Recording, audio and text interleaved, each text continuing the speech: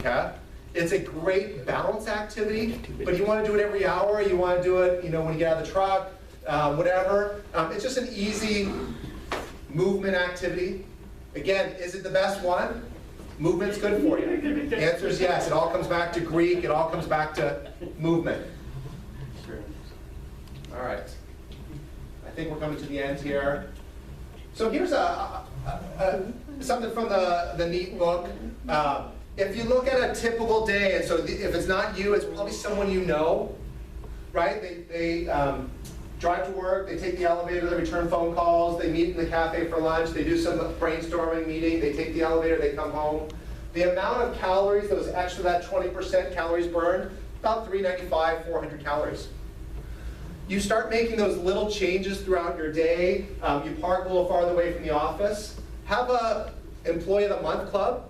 And the winner gets the farthest parking space in the lot versus the closest, right?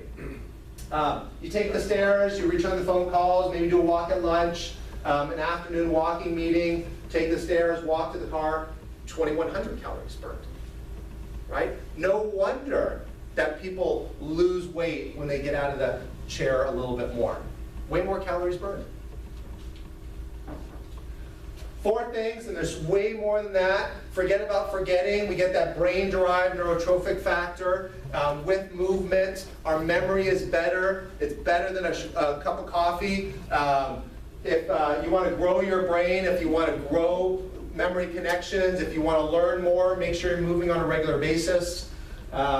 Give at the office, right? So if you are up and moving around more, you're going to leave those calories, that extra weight at the office. You're not going to take it home with you. And lastly, take a stand. Stand more when you can. Stand is a euphemism for movement. Move more. Move more than you normally are. Doesn't mean you have to do a triathlon. Doesn't mean you have to do a marathon. We look at the oldest people in the world, people that make it to 100 and more. There's been studies that there's a huge population in Costa Rica, huge population in Loma Linda, California, in Italy, in Japan. One of the key things that they all have in common is that they move on a regular basis. They're walking to the farm, they're hiking up mountains, they're riding into town. They're not doing these huge sporting events, which are fantastic, but they're just moving on a regular basis. I had a sign-up form, and it's in my car. But if I can get you all to put your name and email on a piece of paper before you leave, or if you'll send it to me.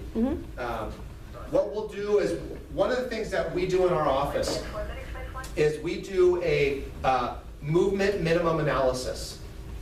And what that is you guys all have vitals, minimums, that your patients have to meet in order to say they're good, right? For blood pressure, for oxygen, for heart rate, for respiratory rate, and a whole bunch of others, right? They either pass it, we're out of here, or they don't, and you're doing some intervention, correct? Yep.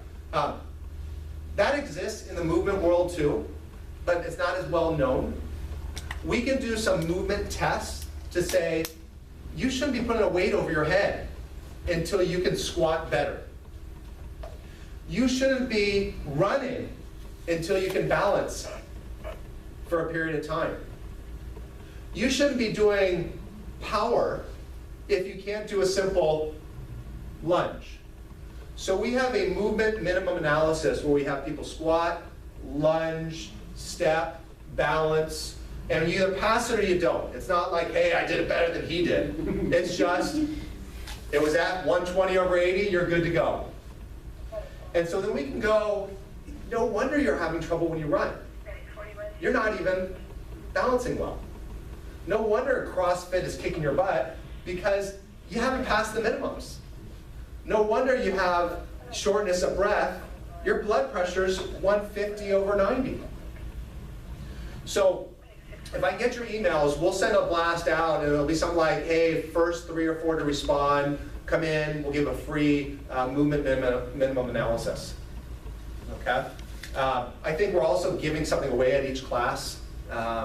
And I think this one was a therapy disc, which I also didn't bring. So I'll be in touch with you. What we'll do, you guys, if you want the email blast, just put a check mark by your name on the roster, and I'll send it to you. Okay. And then what I'll do is, in my car, I do have cards. I'll bring them and then just put them over there for anybody that wants it as well. Questions? Hopefully, yeah. The bands that do like there's all sorts of The Fit band. Yeah, they're I mean effective, non-effective. Motivational. Just how much you put into it, or does it actually help motivate? I think they're hugely motivational. Yes, because you have metrics, and we all like metrics. We like to have a way to show improvement. We like to have a way to challenge. Nick did 20 push-ups. I'm going to do 22, right? And so they do that for people. But is there one that's better? I don't know. If they get you to move, they're great.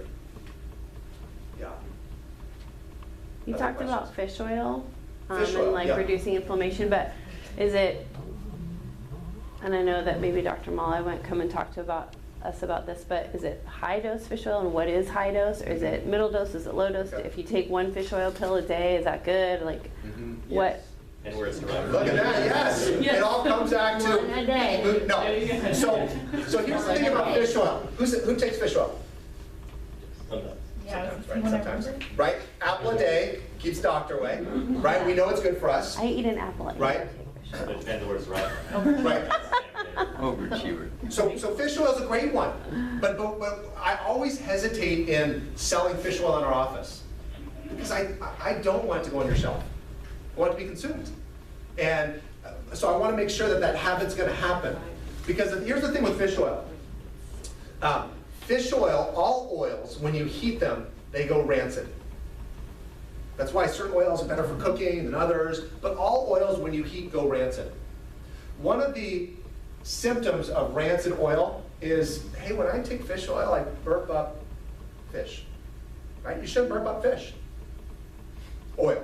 It shouldn't cause that regurgitation. So a good quality fish oil, they tend not to heat to encapsulate. They cold press it.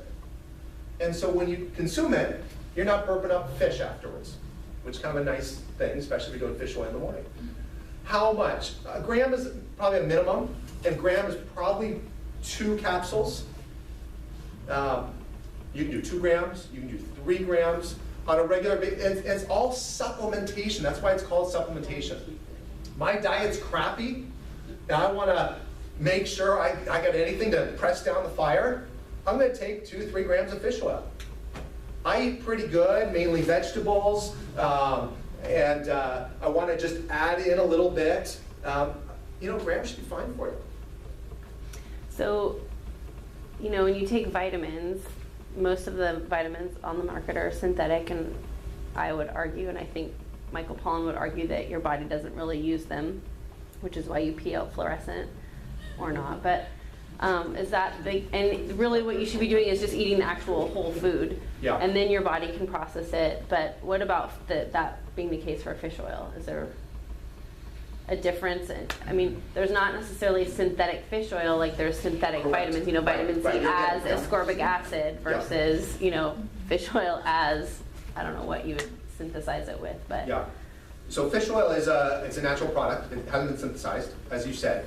They make, and we're a big fan of, whole food multivitamins, if we're going to do multivitamin. Again, supplementation. If you can eat real food, fantastic. Whole food multivitamins are your broccoli, your kale, your alfalfa, your spirulina, these nutrient-dense foods that are shrink-wrapped into a pill. So it's real food in a pill or powder form. And so your body recognizes that as real food and absorbs them. So a lot of the studies out there on vitamins are on synthetics. Yeah, they don't work. So if we can get whole food into our body, fantastic. If we can get it into a pill or powder form. So for my kids, I'll do a smoothie and I'll throw in green powder. So they know smoothies as green. Right? It may be a strawberry smoothie, it may be a peach smoothie, it's green. Because I put green powder in there. and it's their broccoli, all the different ones. It has no flavor.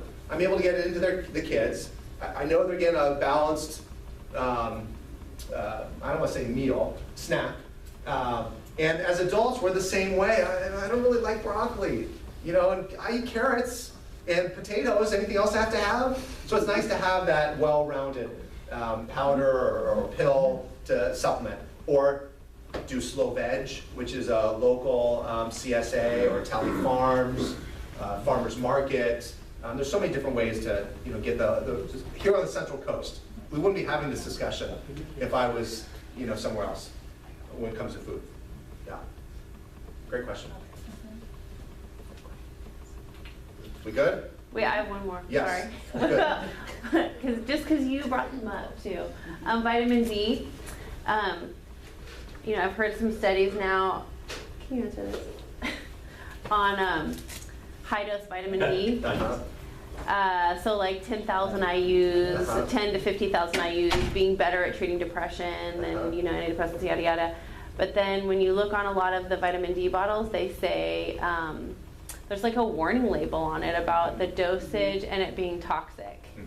So what's that? What's the deal with that? I'm going to reserve that one for Dr. Molly. Okay. Yeah, I'm not going to get into vitamin D. Let's leave it for another talk because it's not my specialty. Yeah. Good answer. Thank you. And that's on the That's what I record was gonna too. say. I don't know. I've heard the same thing. Sunscreen, easy to use sunscreen. Well, don't get me on my sunscreen. Yeah. Like, you need vitamin D. You shouldn't use sunscreen. It's toxic unless you use an organic product. It's natural. Yep, she's right on. And so at the rest of these talks, I know you may have to wait for some of them. At the rest of these talks, we're going to get into all that different stuff. I hope you guys come back. Each one of us has a different bent on how we present and the information we provide. I think it'll be well worth it to come back. All right. Well, thank you. Thank you. Thank you very much. Thanks.